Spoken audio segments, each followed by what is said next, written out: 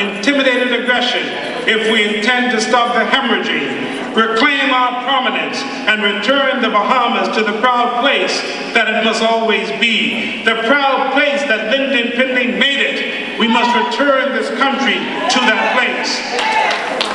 For more than 15 years, Grand Bahama Island, with all its promise and potential, has remained relatively idle. Now is the time to place the old script aside and put out a piece of new paper with new ink and a new economic paradigm for Grand Bahama Island.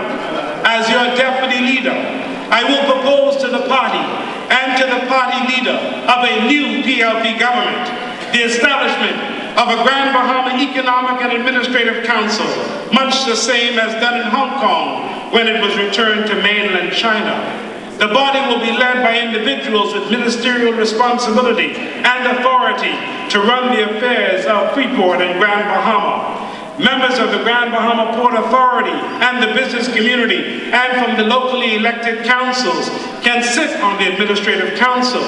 The budget for the authority will be derived from funds raised through government services and the introduction of new services, such as a fee for bonded vehicles to enter into non-bonded areas.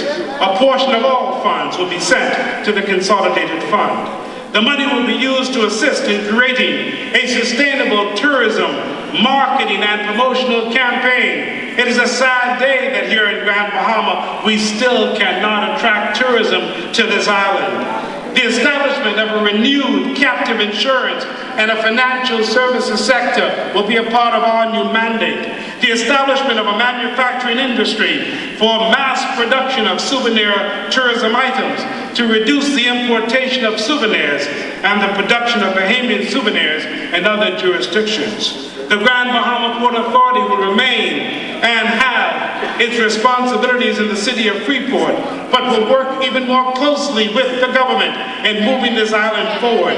This is particularly important, my friends, as we near the end to the extension given to portions of the Hawksbill Creek Agreement.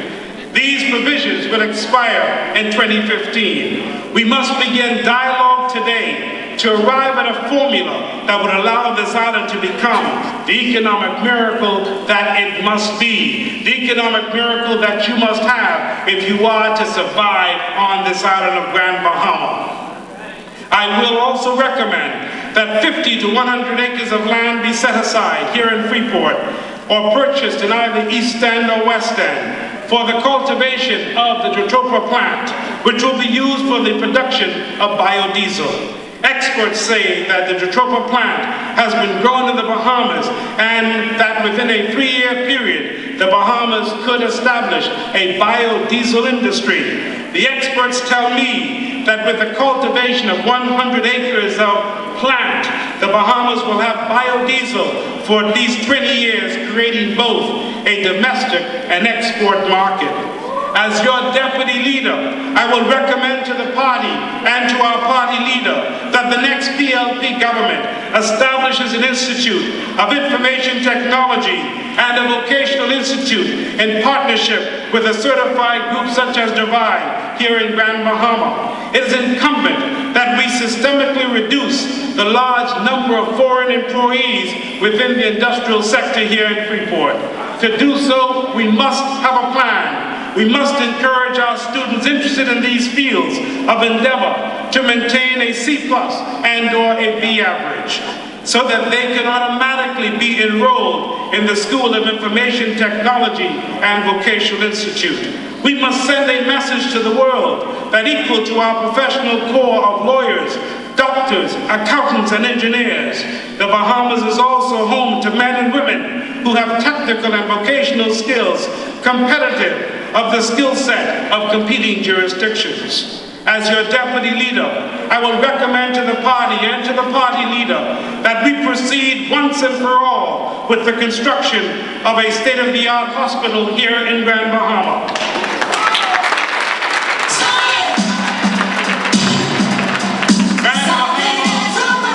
Grand Bahama has outgrown the Rand Memorial Hospital.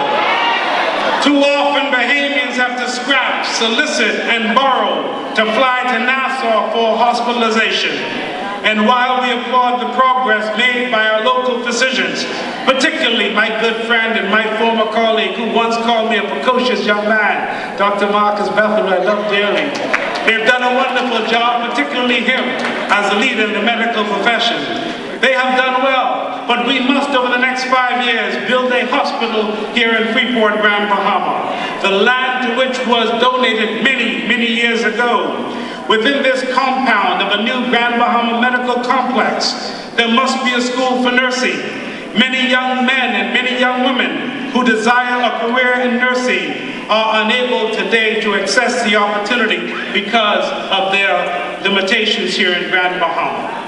As your deputy leader, I will recommend to our party and our party leader that we build a state-of-the-art educational complex in West Grand Bahama and also in East Grand Bahama. Such a complex would include a high school, a hospitality center, a computer center, and a sporting complex. We have treated the young people from these areas with disdain and with contempt. We must now fix what we have not corrected over a very long time. As your deputy leader, I will recommend to our party and to our party leader that we introduce a gentrification program for East and West Grand Bahama. We will begin the program in 8 Mile Rock. It will be geared at transforming these rural areas into more suburban and middle-class areas. It will lead to the improvement of the general infrastructure, which will impact the economic value of the land, the homes, and the environment. It is so strange that in West End, for instance, right next to Ginn, where property value is $500, $600, more than $1 million, the property just outside the gate has very little value. We have to bring the value up to a program of gentrification. Such programs have taken place in places like China, Chicago, and in Harlem in New York. That is why I say tonight that the government must not allow Bahama Rock to proceed with its plan for further dredging in the area in the back of Jonestown and Seagrape. No further degradation of the land is acceptable. We will not sit idly by and allow the land to be raped, any further damage to the water table, nor further destruction to our humble homes. We might be poor, but we stand for something, and no one or no company will be allowed to destroy the little that we have. Dr. Marcus Bethel, when he was the minister responsible, gave a cease and desist order. We will ask them to reinstate that so that that project must stop, because you will not destroy Jonestown and you will not destroy West End. That is my constituency, and I think you're messing with the wrong person.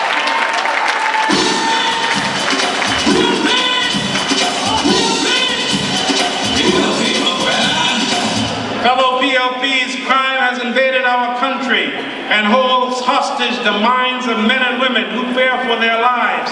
Crime will not disappear until such time as we find the ways and explore the avenues and execute with precision programs and policies that will create new job opportunities, that will provide occupation for idle hands and discouraged minds.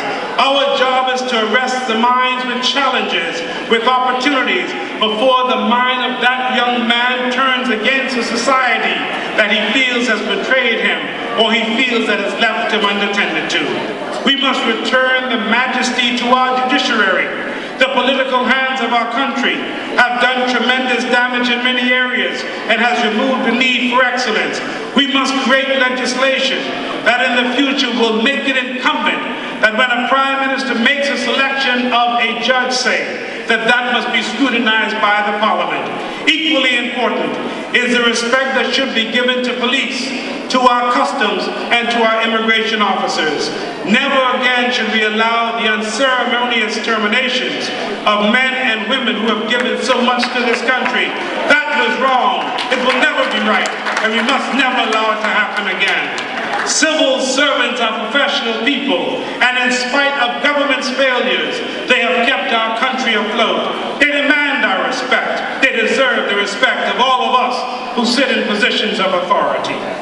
When Sir Lyndon Finley began the infrastructure of our family islands and instituted the electrification program, the objective was that one day each island would represent a place for economic opportunity for its residents and for its offspring. We have arrived at that stage